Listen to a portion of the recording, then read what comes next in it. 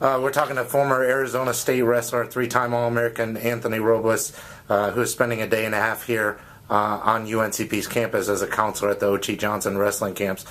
First, Anthony, welcome to North Carolina. Thank you. Thank you very much. No, you're from Mesa, Arizona, desert country.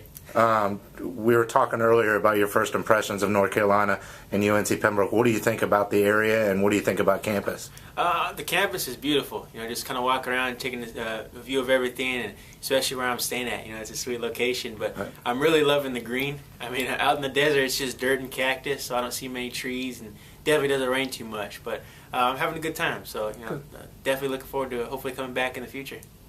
Now, you're 2 years removed from capping off a perfect season, 36-0. Is that correct? 36-0. Yes, sir. 2011 National Championship at 125 pounds. I'm sure you've been asked this question before, but what did it mean to you to go out a winner like that? It was an amazing experience. You know, I trained for 10 years just to get that opportunity.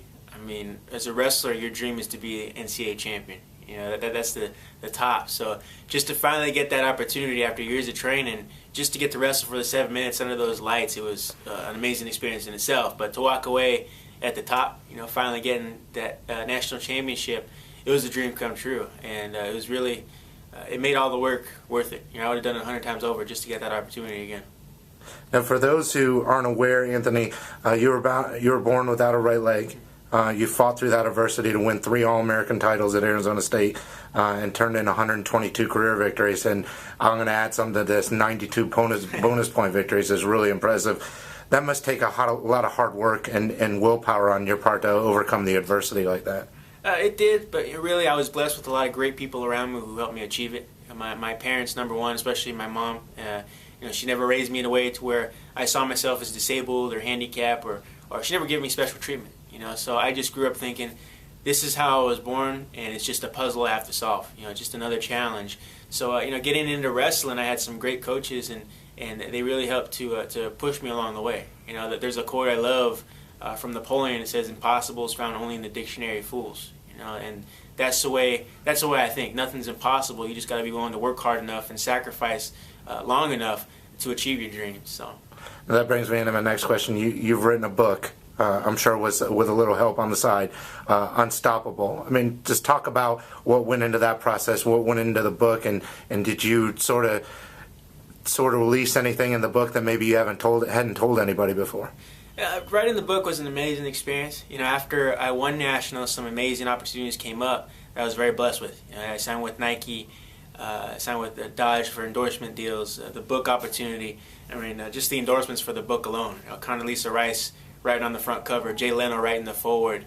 It was amazing. And I did put a lot of things in the book that I've never shared before, you know, right. Because I wanted to put my whole story out there, even the things that I was uncomfortable with, you know, the things that I struggle with, my weaknesses, because I wanted people to be able to be inspired and know that I wasn't just, you know, some movie story that everything was perfect, you know, right. Or that to show that you can have hardships, you can stumble, you can fail, but what matters is that you get back up and that you keep moving forward, because that's what being unstoppable is all about. It's not that you're never defeated or you never face defeat. It's about coming back from that defeat. You know, telling yourself, okay, I'm getting stronger because of it. So. Right.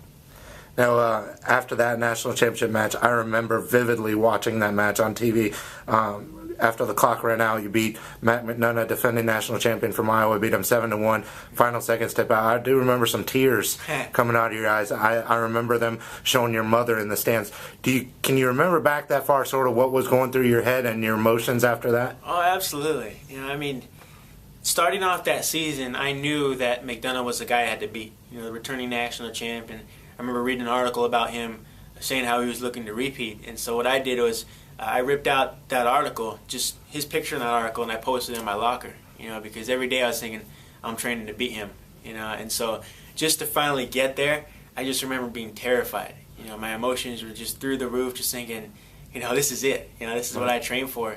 And so to finally get my arm raised at the end, it felt like a huge weight was being lifted off me in a way. Like I could breathe again, but you know, it was an amazing experience. You know, just being there, and you know, I didn't feel tired. I just felt like I'd finally reached that mountaintop.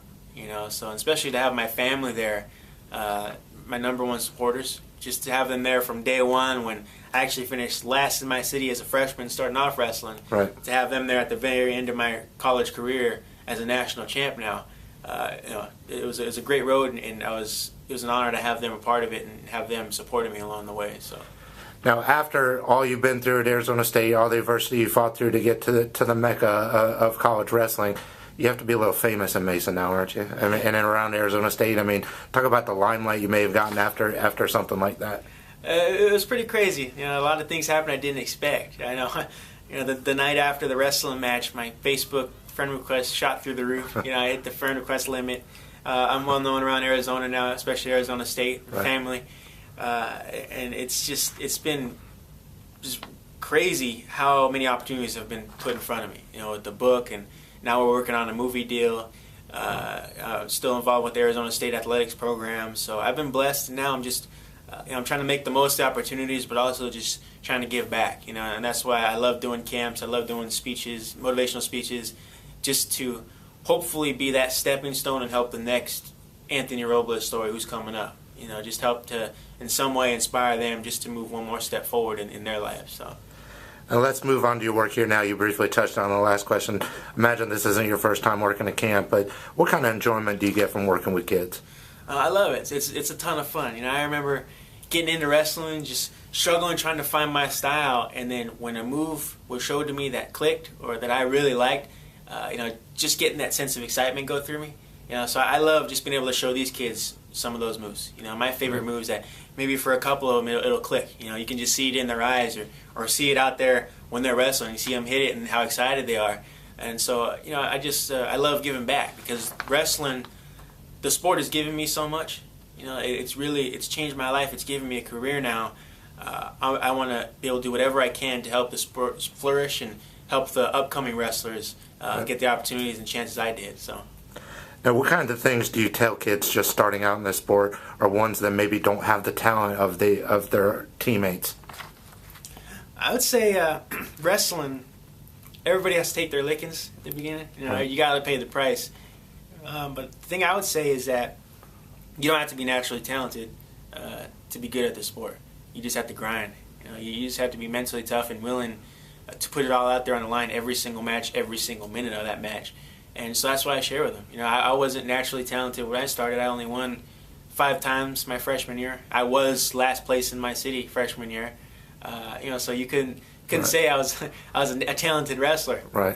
But it's just about hard work and putting in that work ethic every single day. Just that continuous 100% effort that's going to take you far. Because talent, it can only take you, a certain amount of the way. It's all about the heart after that. So. Now, do you foresee a career in coaching, or do you have other plans in mind? Honestly, I'm not sure right now. I know I'm still traveling doing speaking. That's my main career focus now that I really love doing.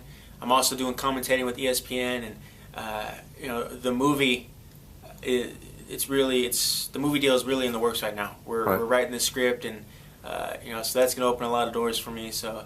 Haven't rolled out coaching just yet, but for now I'm happy just doing the wrestling clinics and just helping coaching on the side. So we'll see what happens in the future.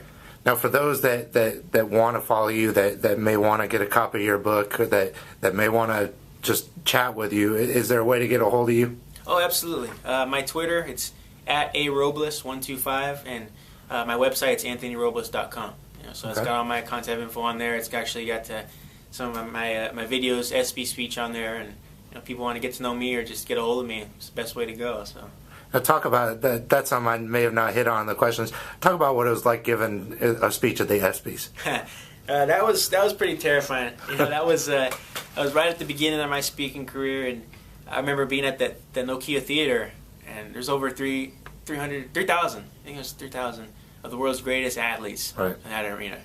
Green Bay Packers, Dallas Mavericks, UFC fighters, Serena Williams, and so I'm standing on that stage next to Jay Leno, and I'm speaking to the athletes that I basically grown up watching on TV. So that was a crazy experience, but I had been working on that speech for about 2 months with my speaking coach because I wanted to leave my heart out there for that award. Just really say something worthwhile. So it was a once in a lifetime opportunity, and we were very grateful for it.